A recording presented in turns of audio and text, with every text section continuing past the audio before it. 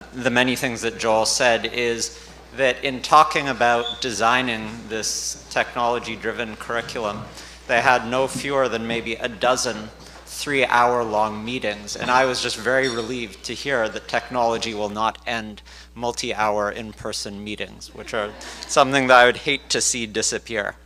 I want now turn to, there was this provocative picture near the end of Joel's presentation on the role of teachers, which has, I think, rightly, and Joel rightly endorsed this view, the role of teachers has been central in the discussion around how to improve education. And in fact, the event that we had last year was precisely on this question of how do you take a given teacher and improve their performance in the classroom, which has proven to be a really, a huge challenge, because we can't improve the average quality of teachers simply by repeatedly firing the bottom tail. Now, I was introduced to Ellen and spoke with her about what the New Teacher Center is doing and how they came to technology, which I think is worth relating, that they had this very successful, well-evaluated program on training teachers that was focused on in-person instruction. And that was great for teachers in LA, it was great for teachers in San Francisco, it was fine for teachers in New York City, but not great for the huge numbers of teachers in rural America who are facing many of these intractable problems that Joel just finished describing. So they came to technology not because they saw it as the latest fad, but they saw it as the only way that they could come to address this problem of the quality of teachers in rural America. So again, in the spirit of being educators first and technologists second, I'll turn things over to Ellen to talk about her model for teacher education and then the role that technologies come to play in it.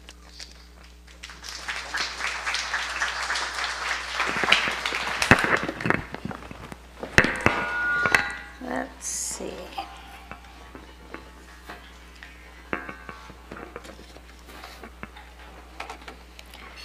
Good morning to all of you. It's a pleasure to be here with all of you. I want to thank you, Ray, for inviting me, and I want to acknowledge Joel and Elizabeth, my colleagues that are here today as well, to say that we're all testing out new ideas. We haven't arrived yet, at least we haven't arrived yet, and it's that constant inquiry, I think, that's going to drive us to getting to better solutions. So the talk I'm giving today actually is brand new. I would usually be out there in the middle of everywhere talking with you, but I want to hold on to my notes because I've been thinking, and my colleagues and I at the New Teacher Center have been thinking long and hard about how to use technology to leverage teacher development in rural America and across the country. Have a zest to reach every single new teacher. And the New Teacher Center makes sure that new teachers get the support they need through a mentoring model that I'll describe in a moment to help new teachers be on the path to excellence early and move from good to very good to excellent. And we think that there are many different ways that we can accelerate new teacher development. There's a huge urgency, as Joel and all of you know. The achievement gap is humongous. The most underserved kids in this country are getting new teachers every year, and it's just not acceptable. So let me share with you sort of how we framed the talk today. First of all, I want to give you some insights into New Teacher Center, the work that we do, and our secret sauce. And I want you to help me think about how to take that secret sauce across America to get to every new teacher using technology. Then I want to really talk with you about the changing face of professional development that we see happening in this country. And then technology's role in really advancing and developing teachers. And finally, a few provocative ideas that I've been struggling and thinking about that I hope you'll leave with a zest for joining us and others to really transform this landscape. By the way, are there any teachers in the room today, classroom teachers? You know, this is Teacher Appreciation Week. How about standing up if you're a classroom teacher or have been a classroom teacher? Anybody been a classroom teacher? Come on, don't be shy. So yeah, well, we love teachers. We love teachers, and I personally want to thank Miss Hayward, my high school Spanish teacher, who made such a huge difference in my life. My mother didn't graduate from high school, my father barely. And Miss Hayward said to me one day at a junior in high school, Elena, hablas español como mexicana, no quieres ser maestra bilingüe. Someone actually noticed that I could do something, that I was fluent in Spanish, that I maybe could take that learning and become a teacher. I'm always thinking about my appreciation for her, because I'm positive I wouldn't be here had it not been for her. You know, we're never going to replace teachers. Teachers have an important role in touching young people and lifting their lives. But we can figure out how to use technology to assist student learning, to enable teachers to do what they're actually best at, and to take away from them the things that are really in their way of advancing their relationships and the kind of activities that help students learn best. That human-to-human relationship can't be lost and actually needs to be strengthened. So let me talk about sort of really the problem we're trying to solve for and the dilemma America faces.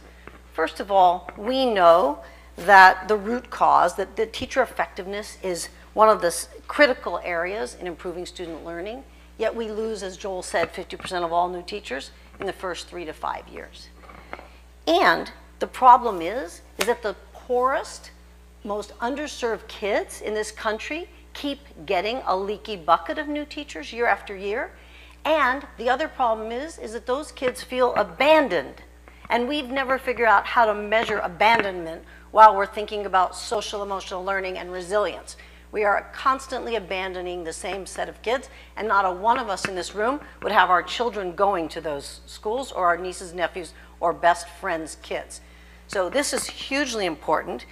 And why is it that teachers are, you know, leaving and faced with these kind of challenges? Well, first of all, it's a sink or swim method that we do recruiting, we try and find great teachers, and we give them a sink or swim experience in the schools, a key, and ignore them. Teacher preparation is good in some places and not in others, and new teachers come into schools sometimes and they're not familiar with the community, they've never worked with the population of students, and tied to that really is that new teachers come in with a zest and enthusiasm for being better than any of us, and they are so disillusioned when they see the complexities. Their student teaching placements and their experiences as students have been so easy. It's all looks seamless and easy, but teaching is really complex. So NTC's insight really is that teachers are made, not born, and that we think that if we can capture new teachers early in their career, that we can help them design and develop the habits of mind and capabilities that will last across their career. So as we mentor these brand new teachers, not only are we getting the best of them in year 1 and year 2, but we're getting the best of them in year 3 and year 4 and year 5. And finally, the methodology that we've used is really to work with the 200 largest urban districts. We're currently in 25 of those, and we're in about 200 other districts that are of smaller size. But it's to work with the district to find the most talented teachers in the system, rigorous selection, and then those teachers are released on a full-time basis to support new teachers. Not just feel-good support, but instructional support, rich feedback in their classrooms every single week. Now, why is this so important? Well, if you believe, as I do, that teacher effectiveness is the single most important ingredient in improving student learning, then first and foremost, we can't have this leaky bucket. I witnessed this firsthand when I directed teacher education at UCSC. Let me tell you, the people, the teachers, the new teachers that wanted to quit in October of their first year were the best and brightest of the group. They were completely disillusioned between their own expectations of where they could get to and where they were actually able to get. And the new teachers who I had to pass because their work was of passing quality, like let's just say B-, they were clueless. So we can't afford to lose the best and the brightest as we drive for improving the urgency, really, of improving the lives of underserved kids in this country. So let me tell you just a bit about actually how we work, because I want you to understand what the current model is and how we are using technology and innovating every day as we think about this. So the model, as I said, is really to get these large urban districts who honestly don't even know who's new in their system. I know that sounds a little odd, but we want to help them first and foremost identify new teachers, anyone that they have just hired, right? We want to make sure that we take those expert teachers that I've mentioned, we rigorously select them, we train them, we actually give them professional learning over 3 years. These are rotational positions. We're trying to build capacity into the system. So I want you to hold that idea. It's not inserting something new and pulling it out. It's really building the system's capacity and habits of mind for delivering on teacher effectiveness. And as we do this, not only are the new teachers accelerating their learning, and not only are we improving student learning, but we're taking a cadre of expert teachers in the system who have not had the kind of professional learning and opportunities for growth to really become a new kind of leader in the system. So we're re-inspiring teachers who've taught for 7 years or 10 years or 15 years. It's almost like a sabbatical for these educators to step outside of teaching kids and to be really skilled at teaching teachers. Now, what are we looking for in these expert teachers? Well, first and foremost, we're looking to make sure that they have an outstanding teacher track record. Now, you might say, what research are you using and how are you figuring that out? Well, I would invite you to go into any school and ask everyone, parents, teachers, the principal, and the kids, who are the best teachers in this school? And within a heartbeat, they will all know them. And I know myself as I look to find and support my son in getting a great education. I knew who the great teachers were, and you better believe I kept him away from any teacher that I thought was snoozing. Now, when I say that to you, I'm not speaking disparagingly about teachers. I want to tell you that most teachers are not given the kind of instructional development and professional learning that sticks, that matters, that honors them, and that really helps to drive for better outcomes. These mentors have to know how to personalize instruction. Our whole program is about the mentor has 15 new teachers. They have to know each of those new teachers well. They need to know their strengths, their areas for growth. They need to know how to prioritize their areas for growth. They need to know how to intervene and the kind of interventions that will ultimately help a teacher move from good to very good to excellent. The same quality that we want in a classroom teacher. We want the classroom teacher to know his or her students really well and to be able to individualize and personalize instruction. So the expert teacher needs to know how to assess, right? Use assessment data to drive for interventions that are powerful. The expert teacher needs to be a learner and be on the cutting edge of trying to figure out how do we use technology in the classroom to advance learning. The expert teacher has to see the glass half full and be constantly driving hopeful, positive instructional messages to their new teachers to help those new teachers become more resilient, more persistent, more capable, and more driven with a sense of urgency to improve student learning in that new teacher's classroom. These expert teachers are the only humans that go in new teachers' classroom every single week and give those new teachers the kind of feedback that they need to be successful. Now, you can see how students would be the primary beneficiaries of a model like this. I think you can see that we're getting new teachers up on that escalator or advancing their capabilities quickly. And now you have a cadre of expert teachers in America who are teed up in a pipeline to become principals or other instructional leaders in their schools. And we're trying to ultimately change the system so that the system honors and values its teachers and can create the kind of professional development and learning and career lattice and ladder that ultimately keeps teachers at their cutting edge. Now, let me also just say that we partner with urban districts across America and rural districts. Right now, we were incubated in the University of California, Santa Cruz.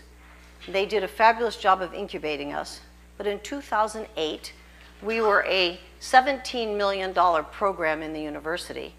And we spun out, so this June is about 5 years that we've been a national nonprofit. Our budget for FY15 is $34 million, and we are going to be reaching next year about 34,000 new teachers. Millions of students are going to benefit from this. And really, there's no stopping us. And I would have to say to all of you, because many of you in the room are looking at this time in American education as a once-in-a-century opportunity. Now, why do I say that? I say that because teacher effectiveness is on the mind of everyone. I say that to you because we can leverage technology with all of its new capabilities, and those that I can't imagine, to drive for greater improvement of student learning.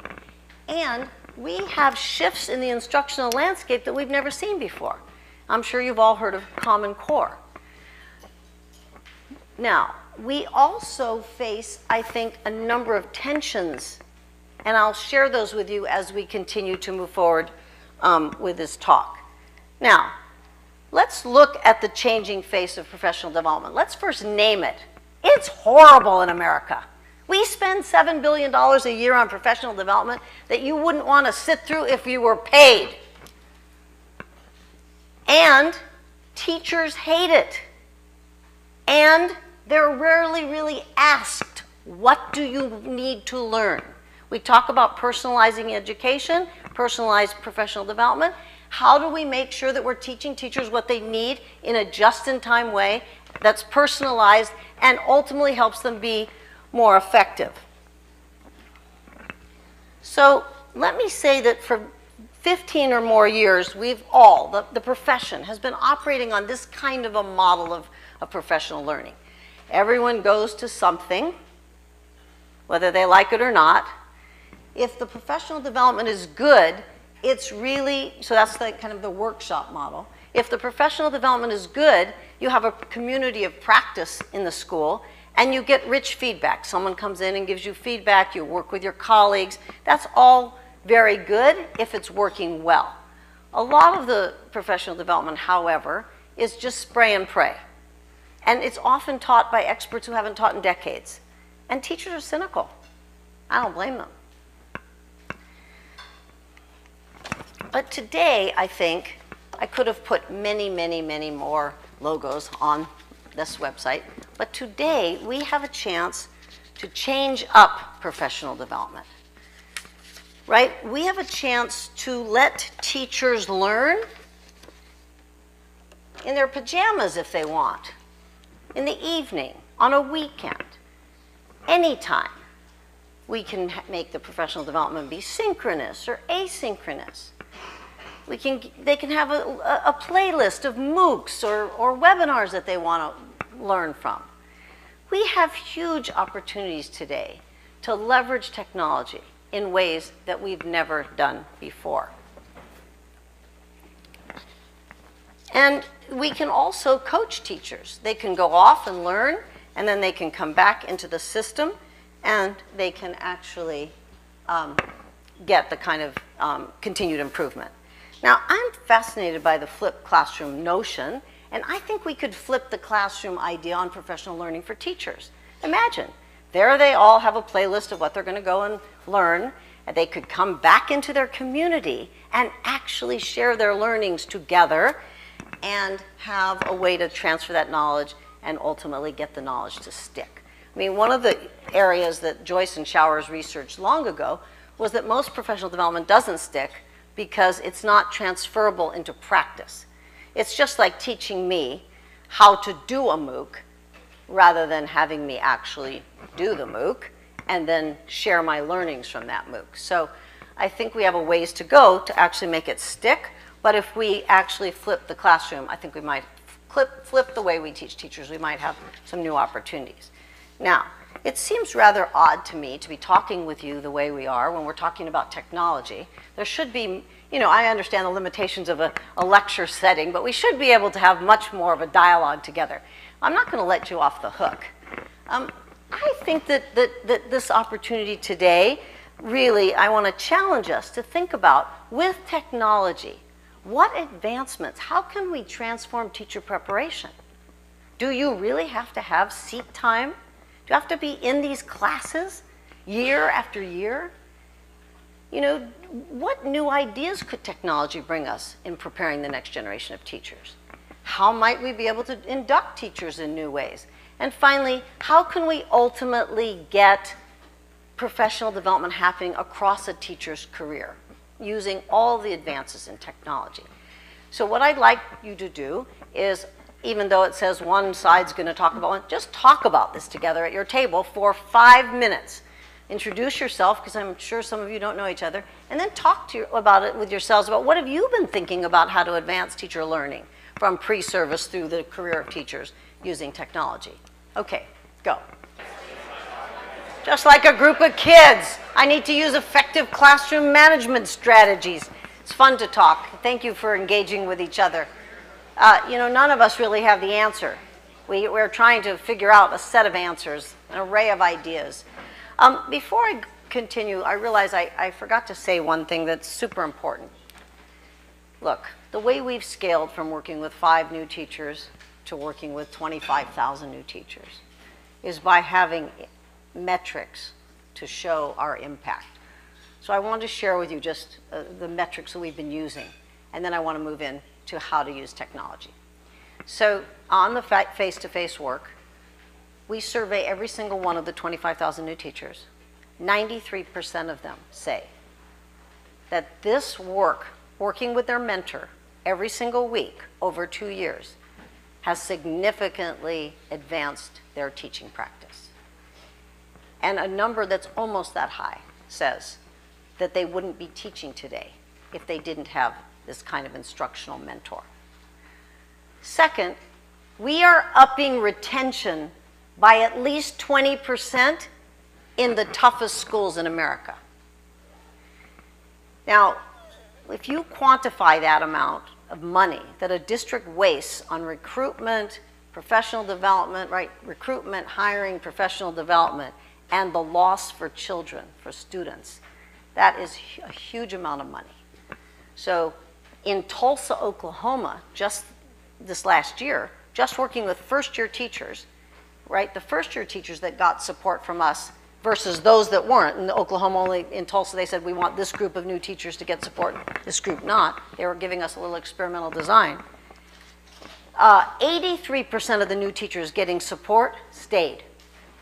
Those that were not getting support, 53% stayed. That is a humongous difference. And finally, looking at student achievement, which we all have to be looking at. Are students better off because their teachers are better? An experimental design that was conducted, a randomized controlled study that was conducted by Mathematica shows that new teachers who got our intervention for 2 years, in their 3rd year, they showed a significant impact on student learning in both reading and math as compared to 3rd-year teachers that did not get our treatment. Right now, we're in the midst of the first year of a rollout of an I3 out of 860 applicants. We were #1 for a validation study, $16 million to work in Broward County, Florida, Chicago Public Schools, and a rural consortium in Iowa, in Grantwood, Iowa. And we're now, SRI is doing an experimental design as a part of the validation grant, and we'll learn more. And I see this as putting ourselves out there to continuously get better. And that's how I see our work with technology. So I would say to you that as the leader of the organization, who's not 25, in case you were wondering, I actually am super excited about technology. I'm super excited to be on the side of trying out new ideas. Some will stick and be powerful, some will be pathetic, but we'll learn from those. So that's what I want to share with you now, what we've been doing, what we're learning, and what we're wondering about. New Teacher Center we have our own online portal, and as a part of that portal, when we work with a school district, every single one of the new teachers and their mentors and the leaders in the district have access to looking at video, the different groups that the new teachers are part of, and then finally our assessment tools that are ultimately driving teacher development and student learning. So now this is new for us. Last year was our first year. We partnered with True North Logic. This is not about True North Logic, but they didn't have the kind of platform that we needed to be successful. Now we've re-engaged again. We're building our own with another company. We're going to actually have the facility. We need our new teachers and mentors to love the platform, it needs to be intuitive and easy, and they can actually engage with a lot of new teachers, their own mentor, and as I said, see their videos and analyze those videos. Since about a decade now, for about a decade, through an NSF grant, while I was at the University of California, Santa Cruz, we decided early on that we should see about mentoring new teachers online. That makes sense, doesn't it? Because you could find in a school district, maybe you don't have an expert physics teacher to help a new physics teacher. So we've been doing this now for 10 years.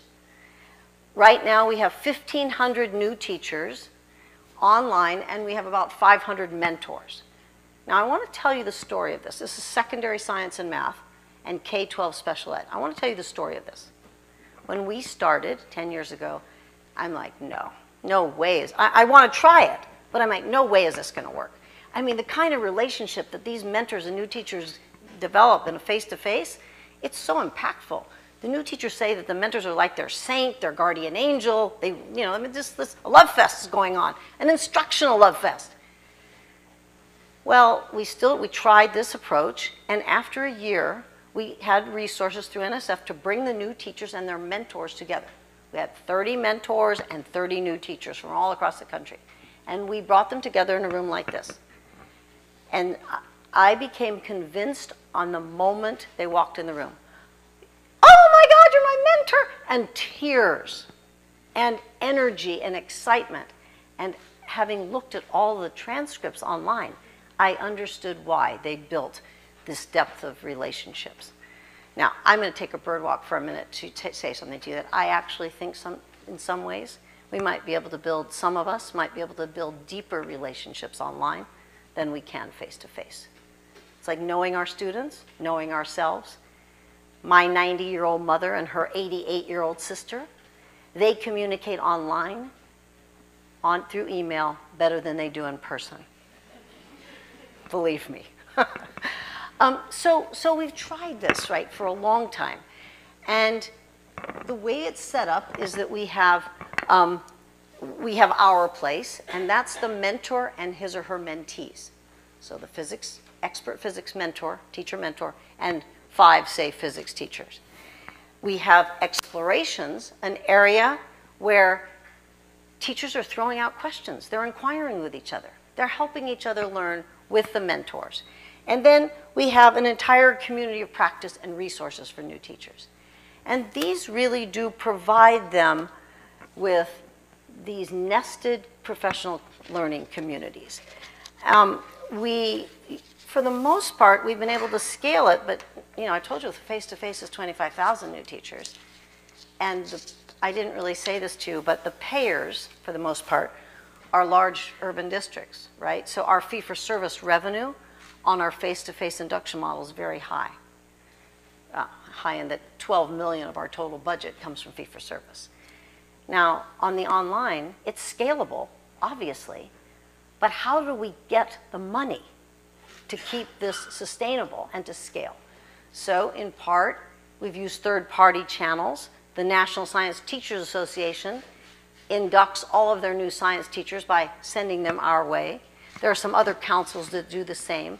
The special education world is filled with interest in this because special ed new teachers are the most neglected. Now, I want you to understand something about the online community of practice. You can pair someone up. Like if I'm a teacher of autistic kids, you can get an expert teacher of autistic kids online. If I'm visually impaired teacher or hearing impaired, and so you can completely link people with their content area and discipline online, which we have trouble doing face-to-face. Let me keep going. So here again is the example of the mentor in our place. So the mentor can work one-on-one or can work with all 5 of the new teachers. The coolest thing about this work really is that you can read the transcripts. You can look at the kind of learning that's taken place. Now I say this to you because we hire mentors, we train them full-time, they do their work, but we really don't know what they're saying to their new teachers in these face-to-face meetings. We know that it's advancing the work, but online we can read everything.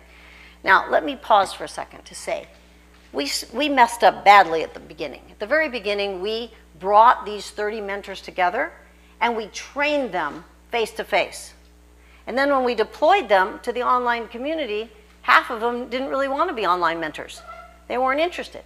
So no more. We recruit online, we train online, we develop the mentors online, right? We have we've taken our week-long training of mentors, we put it online, and then we deploy the mentors online, and everything is online, and at this point, the only way they see each other is through video or Skype or other kinds of, or Collaborate or other kinds of ways. We don't actually have the resources to bring them all together.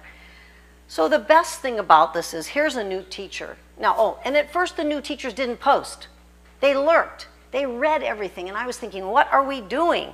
We're not really getting them engaged. Well, then we hired a set of facilitators, and we trained them to be online facilitators. And they poked the new teachers nicely, and we started to get the new teachers' engagement with their mentor online, not only in our place, but also across the whole community.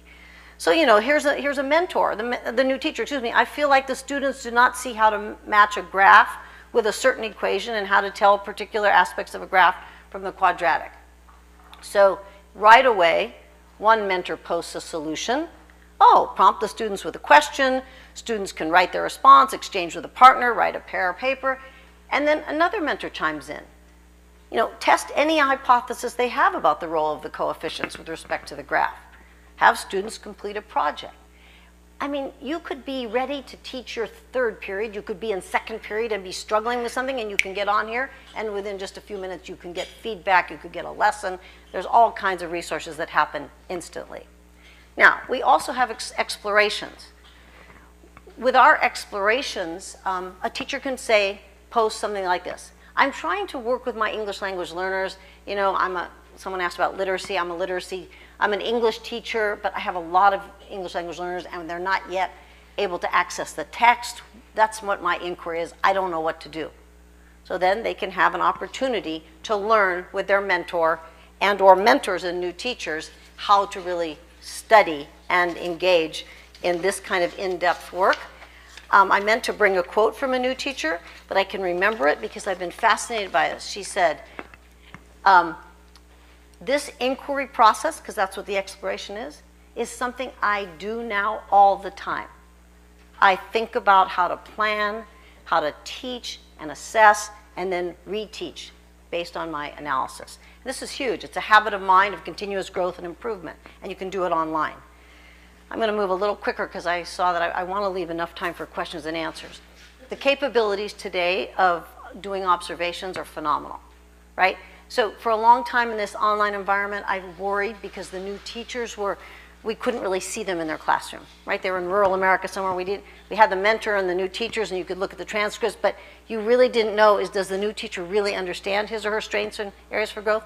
But we can put I remember the days when I'd walk into classrooms with those big old cameras, but we're seeing everything from iPads to iPhones now. And we partner with Torch, and we use their platform Talent, where we're able to actually upload, swivel cameras in the classroom. The teacher decides what he or she's interested in getting feedback on in partnership with the mentor. We capture that observation feedback video. We can upload the video. The new teacher uploads the video. It's annotated. We can give them feedback. So I'm not worried now about the richness of the online opportunity because we can actually see and hear what's going on in class. I remember one new teacher said she wasn't sure what to video, and she said, I love my class. It's so spacious. I'm a high school biology teacher, and I can do all these labs.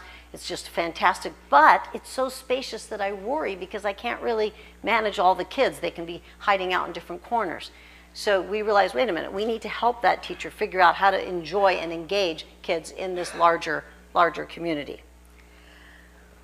Singapore came to us. I mean, there's always some advantages to partnering with other countries and other organizations. Singapore came to us, and they said, we want what you're doing with your face-to-face in Singapore. We want to induct new teachers. Well, how many times are we going to go to Singapore before we get distracted from driving to reach every new teacher in America and underserved communities? So we built out our partnership with them where we go twice a year and we're engaged and collaborate. We bring all the mentors together in Singapore with us. My team does have to get up in the middle of the night, but we can actually use Collaborate to develop teachers using professional development. An organization that Avi Hai has funded called the Jewish New Teacher Project has done the same. They have actually, both Singapore and Avi Hai and the New Teacher Project have taught us how to train mentors online. It's been a phenomenal opportunity.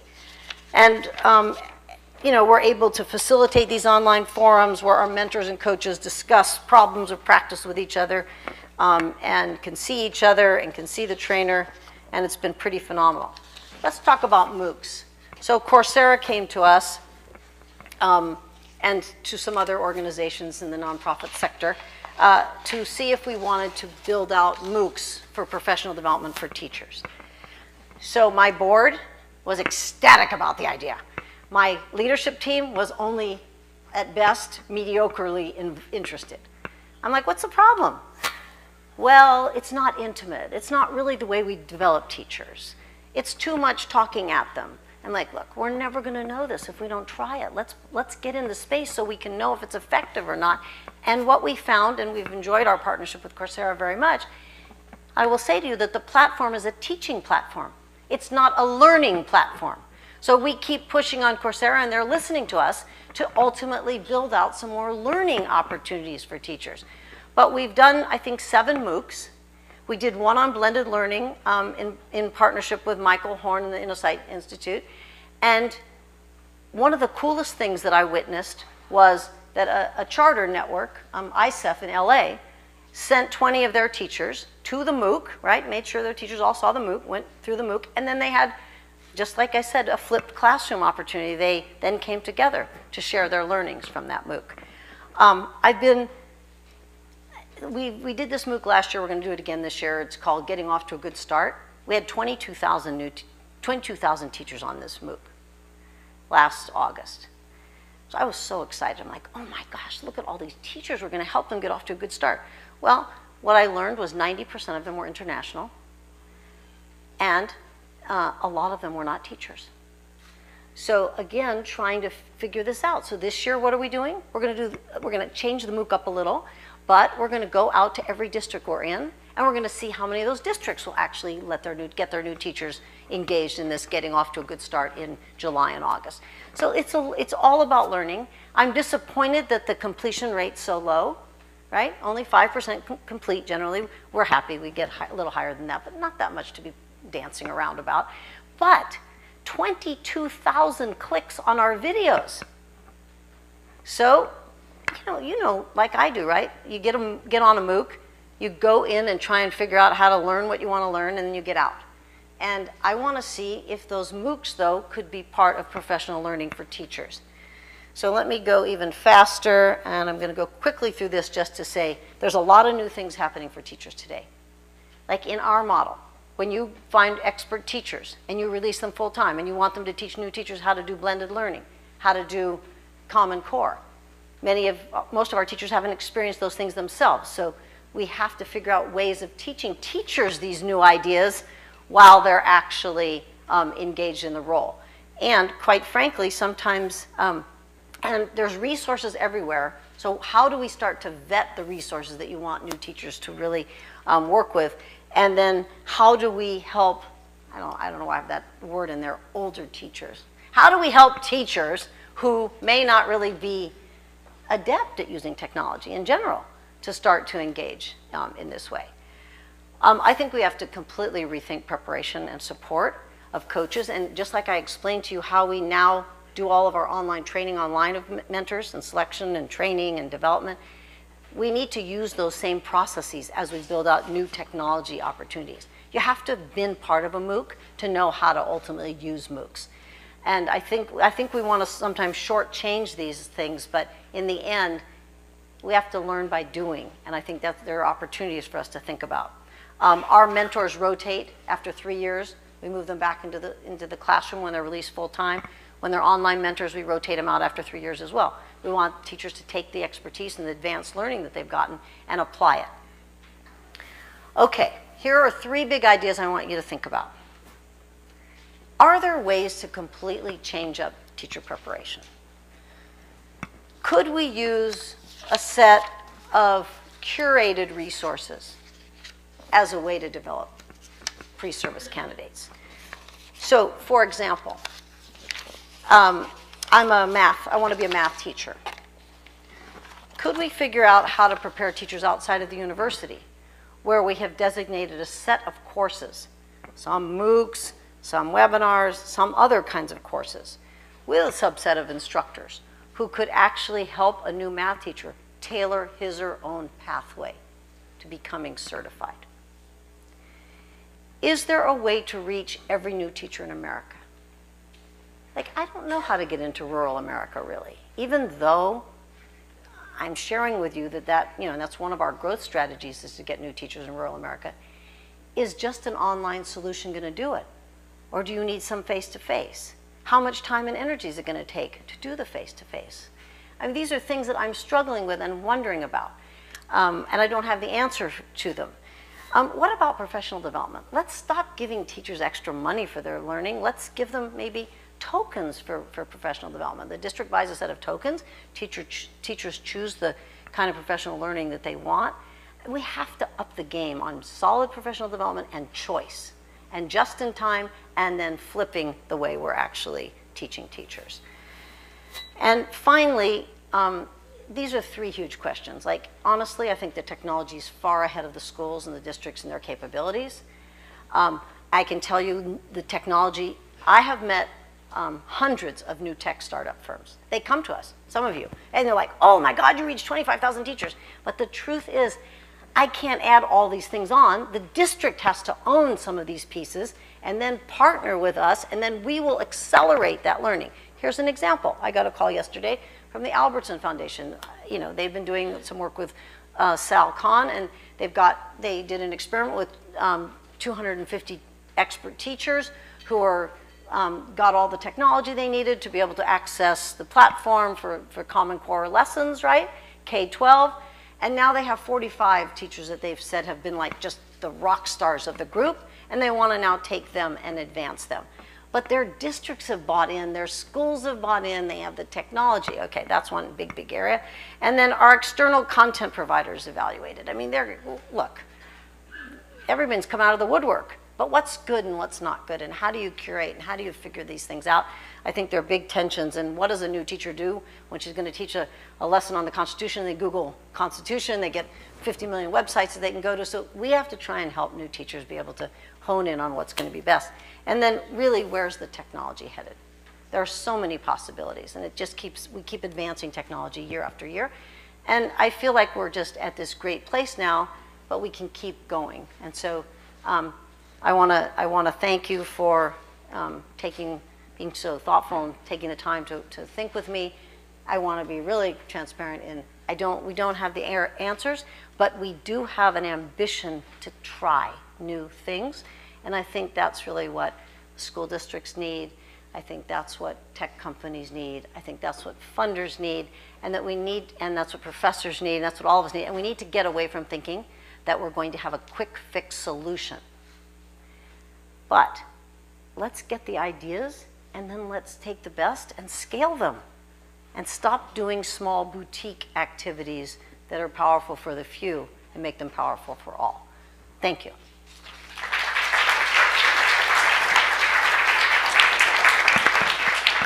Now I'm ready to move over here and answer questions. Please feel free to. Thank you. I see a taker, another taker. Hey, Dan. Hi. Hi. This is really exciting. It's really sort of powerful to see how the New Teacher Center has grown.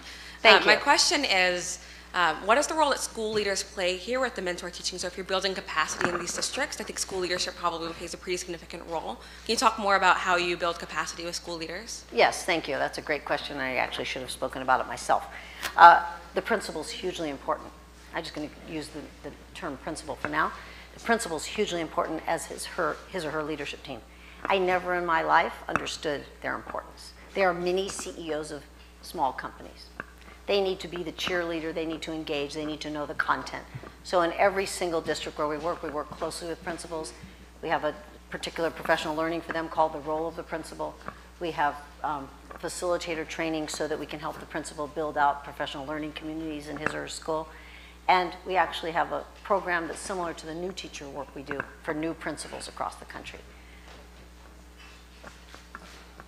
My question is actually really similar. And it seems like the work that you're doing is successful because it's actually not happening in the schools.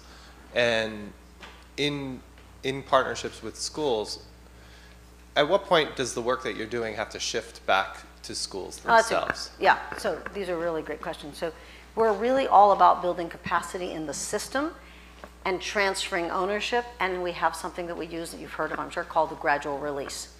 So I'm not into creating a group of trainers in America. Trainers of trainers of trainers of trainers become like that telephone game where at the end you don't even recognize that that was the work you started. We're interested in building the capacity through doing. So we get these expert teachers and the mentors. We have 3 years of mentor training, 12 days a year. At the 4th year, the 3rd year, we're really looking for who are the expert mentors that are starting to appear up above the others. We then talk with the system about licensing our training. We co-train with the subset of mentors. We put them through what we call our professional development academy, so they learn our training. Then they do the training with us, one school district employee, teacher, mentor, and one of us. And then the next year they can do it on their own. And then actually we build then a network of all of these programs. And we just hosted the network of hundreds of people in our backyard this last week. Most of the school districts never leave us because what we do through the network is we're able to infuse new learning that we have. I mean, we have a hot professional learning communities, new training that we've done that people love. So we infuse new ideas into our work, new common core ideas, new blended learning. We share them with our partners, and then they have invented already upon our work, and they share that with each other and with us. And the truth is, no one wants to get left behind. So there's really an engine around continuous learning and development, which I think is sorely missing from our profession, and this is the way we build it out, give autonomy, and let go. And the system then has had 5 years to develop this work. Now, that's important because most work starts and stops. Stops because you have a change of leadership, stops because the leadership that was there lost their focus and wants this, and you just develop a set of cynical, jaded, unhappy teachers. And if I had any advice and I could do a magic wand, it would be figure out what the heck we're going to deliver on over the next 3 years and keep that focus and learn from it, invent upon it, and still have the threads and the essence of it continuing on and on and on. Otherwise, we just get this attitude of this too shall pass, and we don't need to participate. But what we're doing, it's a long answer to your question, what we're doing is we're reinvigorating the system. We're reminding them about how important teachers are. I mean, so there's a lot of agenda items going on. Yes, we ultimately want to improve student practice, student learning. That's number one. But if you're in a top-down bureaucratic system that doesn't value and honor teachers, in the end, your program's not going to last. So we're trying to build out the system approach as well. Hi. Hi. You may have heard there's a new contract here in New York City. It includes 80 minutes per week for teacher learning, and that calculates to about 50 hours over the course of a year. I was just curious what your advice would be to principals in the district, how to think about that time in the year ahead. Yeah, you know, I'm reminded of, I was a visiting scholar in Scotland, and I remember how excited they were because they had their beginning teachers only teaching 4.5 days a week, and they had a half day a week for them to be learning. Not much learning was going on in that half day a week, right? So my advice is to really think about how to use the time wisely, how to hone in on a school basis on the kinds of professional learning that teachers need, or partner with 2 or 3 schools. But the last thing I would do is mandate what people are going to learn. I would tie the learning to teacher evaluation. I'd make sure that we're not doing basket weaving over here, but if a teacher really needs to learn a new set of effective strategies for teaching, that's part of their professional learning. I mean, those minutes can get eaten up by what they call learning, but it's really technical and it's really administrutia.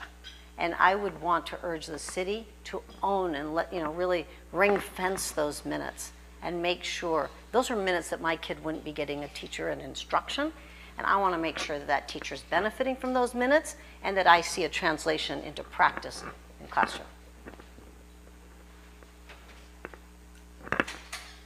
Any other questions? Thank you all very much.